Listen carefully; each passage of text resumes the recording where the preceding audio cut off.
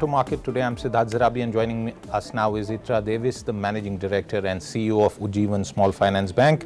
Welcome to the show, Mr. Davis. A good set of numbers and the highest ever net profit for the previous financial year. Can you take our viewers through some of the key highlights and why these numbers came about? Yeah, I think the key highlights for us for the full financial year, if we look at it rather than just the fourth quarter, is the return on assets, which is 3.5%, which is practically one of the best in the industry. The return on investment, which is also very good, it's 23%, 26%, and PAT at 1281 crores is 17% higher. So all in all, the performance all around has been very good. Our secured portfolio has moved up in line with what we wanted. It's now just crossed 30%, and the return overall on the portfolio has been good. So all in all, a good performance across the country. All our branches have contributed, and some regions a little bit more than the others, but nevertheless, a good performance when you come to look at the overall numbers. Can you take us through how the margins story is likely to pan out going forward? Yeah, the net interest margin for us on fourth quarter was very good because we had also the reverse merger, so that made a contribution of about 17 basis points, and there were other one-offs which allowed us to get to the very good, net interest margin. But having said that, I think looking ahead into the first quarter, we are expecting the net interest margin to be around 9%, and that is due to partly the higher cost of funds, which we have, incorporated because of a slight increase in the interest rates in March. Now, once we did the higher interest rates, that will play into the first quarter, and that is something that we have to manage. But despite the higher interest rates, we are hoping to have a net interest margin of 9%, and that is our target for this quarter, as well as, we are looking at that for the full year. What is the strategy that you would have in place for improving CASA, because while cost of funds has decreased, as I understand, almost 25 basis points in the fourth quarter, but it still seems to be on the higher side, Mr. Davis. Yeah, the CASA strategy, is like all banks, I think we are all looking to improve that.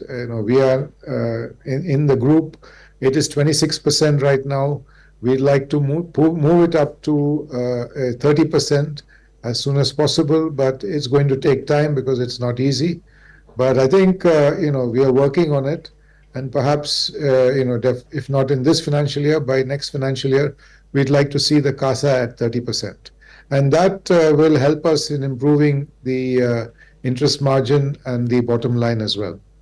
Absolutely. The bank has also managed asset quality pretty well, although there's been some sort of a slight uptick in the fourth quarter. Your net NPAs are also down. Can you take us through some of the color in this, and also talk about the provisioning coverage ratio? Yeah, the GNPA, is closed at for the full year at 2.1%. That is slightly lower than where it was previously, and the NNPA is 0.3.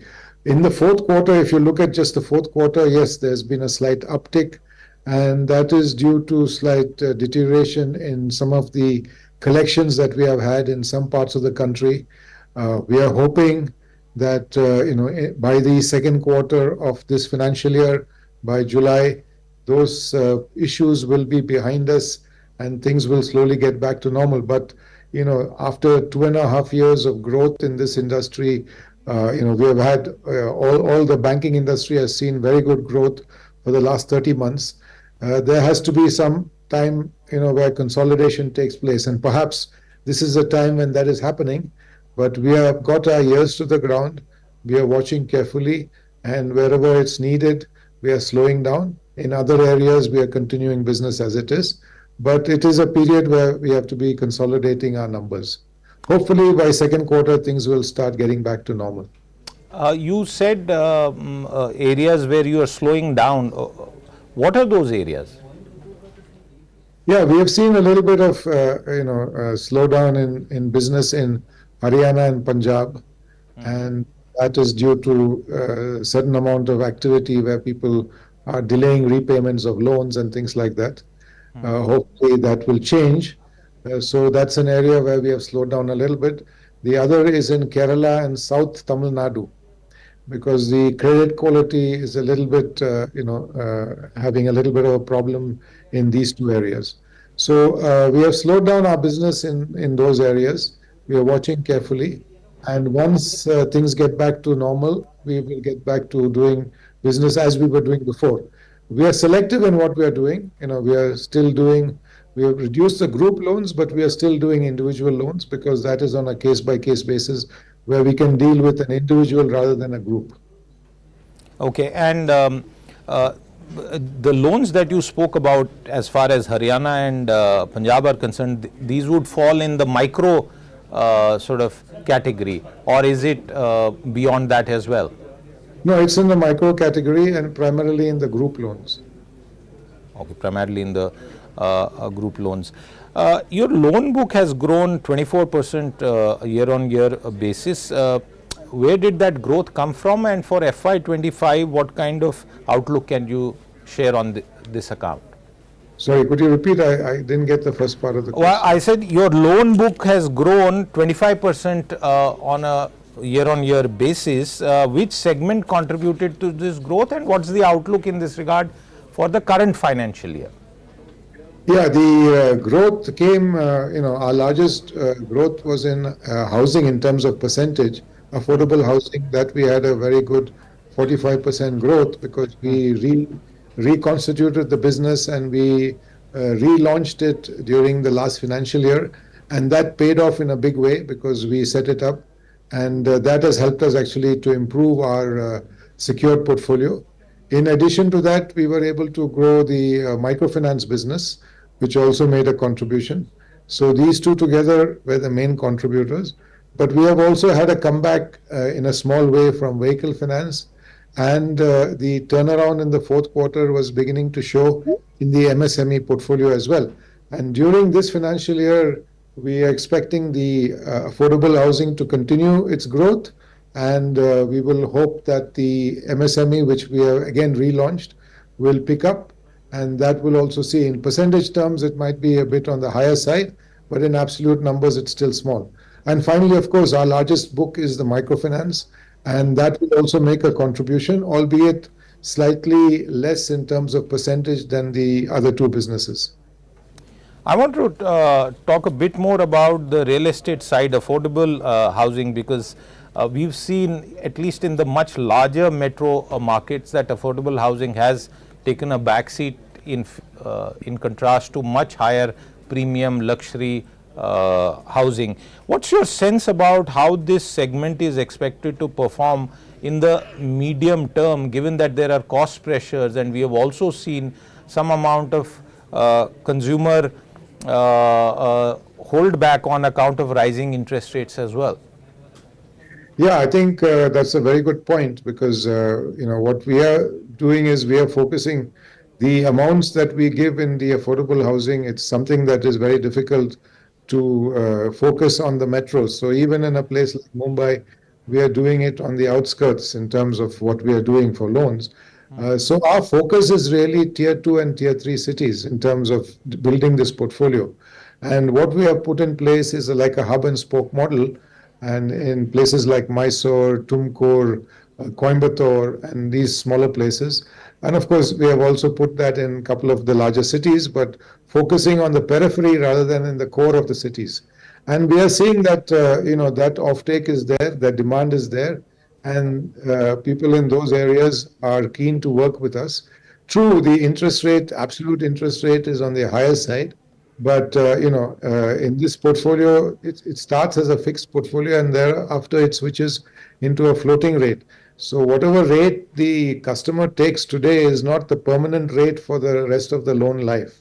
So there is an opportunity to switch into a floating, and when interest rates change, that opportunity does arise. So I think it's not something that people need to be afraid of in terms of getting stuck with a high interest rate in the current interest rate environment. When do you expect the interest rate environment to take a turn? Yeah, we were hoping that that would have happened, when we were planning for this current financial year. We were hoping that would happen in the early part of the second half of the financial year, sometime in end September, early October. But unfortunately, now we have changed that time frame. It looks like the interest rates will remain at these levels perhaps a little longer, and no reduction is expected, at least for us, from our analysis, at least until the fourth quarter of this current financial year.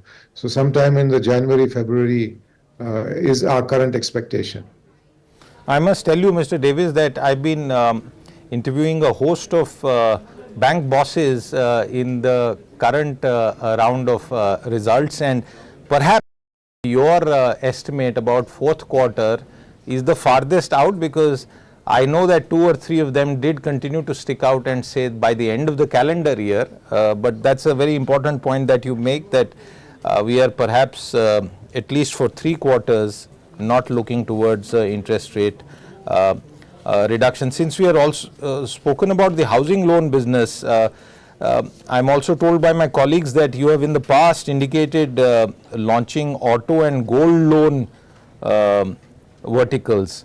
Can you throw some more light on that? Yeah, we have done a bit of a pilot during last year on the gold and relaunching of the vehicle finance. And we are now focusing the vehicle finance on 8 states. And, we will be pushing deeper into those 8 states. We thought that using those and building a portfolio in those 8 states rather than spreading ourselves, because Ujjivan is present in 26 states. So rather than going all over the place, we are focused on the 8 states which we think we can add value. So that is the business proposition for the vehicle finance. In terms of gold finance, gold loans, we are looking at about 250 branches during this year. Right now, it is available in 60 branches. We have altogether 750 plus branches. So 1/3 of the branches by the end of this financial year will be offering gold loans. In terms of auto loans, within the overall auto basket, is there a specific category that you are hoping to chase, and what ticket size would you be looking at on an average basis? Yeah, it's a good point, and I'd like to clarify, when we say vehicle or auto loans, we are only at this point doing two-wheeler loans. And what we are doing is actually, the products that we are offering for the two-wheeler loans and for the gold loans is an extension to the customer base we have in microfinance. Because over the years, we have, dealt with this customer base. We know customers with a good credit history and good track record. And it is to these customers we will be pitching these additional products. The reason being that we'd like them to stay with us as long as possible. And it is something that we would like to offer them by cross-selling into these other products. So it is primarily to these customers, but at the same time, we have some new to bank customers as well that will be offering these with, based on the credit history. So that is really what we are doing. It's an add-on to make sure that we offer, because some of our customers go to other banks for these products. And we said, why should that happen? They should be able to take it from us because they are good credit. They have a good credit history, and we should be able to offer it to them. Mr. Davis, your secured part of your book is going up, but you still have a significant exposure to unsecured loans. On account of what the RBI has been saying on this account, do you feel the need to make any changes, and what kind of impact do you foresee? See, we have internally decided that 60-40 is a good mix, 60 unsecured and 40 secured. And we are working towards that, and we hope to be able to get there by the end of financial year 26 to the 40% secured. Now, in terms of recently, RBI has published the eligibility criteria for universal banks, for small finance banks moving into universal banks. And they have, in fact, have a condition of diversity of portfolio or diversification. Rather, I'm sorry, no, it shouldn't be diversification. It's actually diversification rather than diversity of portfolio. So people have interpreted it in these different ways. Now, we believe that 60/40 is a good mix by way of portfolio. But in addition to that, we offer a lot of other diversification. We are geographically present in 26 states, and in no state, including our host or home state, we have more than 15% exposure. So that is very unique. You will find that many of the small finance banks have got very high exposure in their home state. That is not the case with Ujjivan. So to that extent, we are geographically diversified, product diversification, and also the other forms of diversification will allow us to meet this condition. Because all other numeric conditions we meet, for example, the GNPA, NNPA condition is also met. So only the diversification is like a qualitative condition, which we believe we also meet. So technically, we are qualified to apply for a universal bank license. Now, whether we do that immediately or not is something that the board will decide during this financial year, and then take it forward. So a decision on universal bank would be taken, application would be taken by the board this financial year. And if that were to happen, by when can the market expect a finality in this regard? No, if the board decides to move forward, then that application will perhaps go in towards early financial year 26. And then I suppose, Reserve Bank requires the time to review and approve it. So it may take most of financial year 26 if the decision is to move forward. But that decision has yet to be taken. Let's bring up the stock once on the screen, Mr. Davis, and this final question where I would want you to address anyone who is an investor in the stock and is looking at the stock. Are they missing something? Because there's a bit of a reaction. We're seeing some red on the screen, but what would you tell your shareholders with regard to the prospects in the current financial year and therefore its impact on the stock price? No, I think when investors look at a long term, they are looking at a story which is going to add value to them. We have provided ROAs which are substantially higher than the industry, and we continue to do that. We were the best last year. We are the best this year, meaning financial year 24, and we will be providing ROAs substantially higher in 25 as well. So that's a story which is compelling.